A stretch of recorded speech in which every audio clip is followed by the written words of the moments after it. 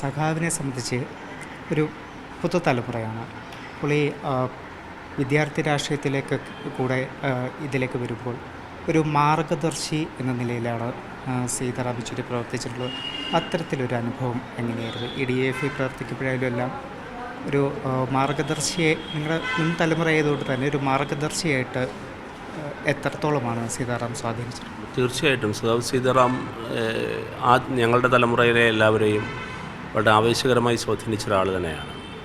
2004 ഞാൻ കേരള സർവകലാശാല യൂണിയൻ്റെ ചെയർമാനായി വരുന്ന സമയം അന്ന് സർവകലാശാല യൂണിയൻ്റെ ഉദ്ഘാടനത്തിന് വേണ്ടി ഞങ്ങൾ ക്ഷണിച്ചത് സഖാവ് സീതാറാമിനെയാണ്. ജവഹർലാൽ നെഹ്റു യൂണിവേഴ്സിറ്റി യൂണിയൻ അനുഭവത്തിൻ്റെ പശ്ചാത്തലത്തിലാണ് അദ്ദേഹത്തെ ക്ഷണിച്ചത്. അപ്പോൾ അത് ഞങ്ങളെല്ലാം സ്വാധീനിച്ചിരുന്നതിൻ്റെ ഒരു തെളിവാണത്. ഇന്ത്യയിലെമ്പാടുമുള്ള വിദ്യാർത്ഥി യുവജന നേതാക്കളെ, യുവജന പ്രസ്ഥാനത്തിന് ഊഷ്മളമായൊരു അനുഭവവും ആവേശവുമായിരുന്നു സഖാവ് സീതാറാം യെച്ചൂരി. ഇവിടെ ഡൽഹി കേന്ദ്രീകരിച്ച് പ്രവർത്തിക്കാൻ ആരംഭിച്ചതിന് ശേഷമാണ് ഇതിന് വ്യക്തിപരമായൊരു അടുപ്പവും സൗഹൃദവും എല്ലാം അനുഭവപ്പെട്ടത്. നേരത്തെ സഖാവ് EP സൂചിപ്പിച്ച പോലെ വളരെ ഊഷ്മളമായ സ്നേഹമായിരുന്നു അദ്ദേഹത്തിന് എല്ലാവരോടും.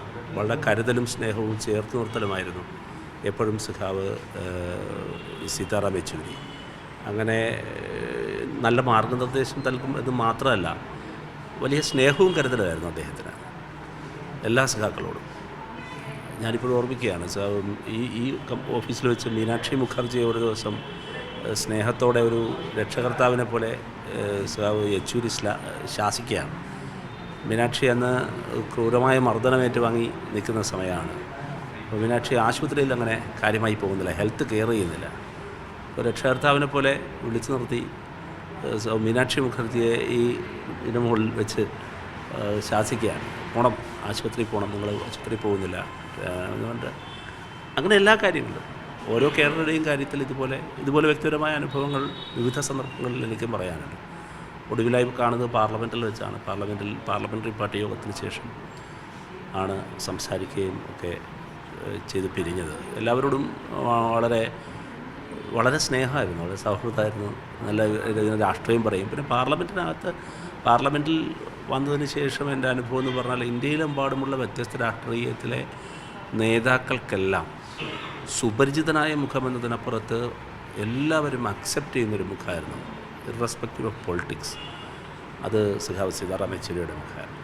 അപ്പോൾ അതുകൊണ്ട് തന്നെ അദ്ദേഹത്തിന് ഇന്ത്യൻ രാഷ്ട്രീയത്തിൽ വളരെ നിർണായകമായ സംഭാവനകൾ ചെയ്യേണ്ട ഒരു കാലത്താണ് അദ്ദേഹം അപ്രതീക്ഷിതമായി നമ്മളെല്ലാം അനാഥമാക്കി കടന്നു പോകുന്നത്. യഥാർത്ഥത്തിൽ അദ്ദേഹത്തിൻ്റെ നിർണായകമായ കരിസ്മ, അദ്ദേഹത്തിൻ്റെ ഒരു ഇടപെടൽ ഉണ്ടാകേണ്ട ഒരു കാലമാണ്.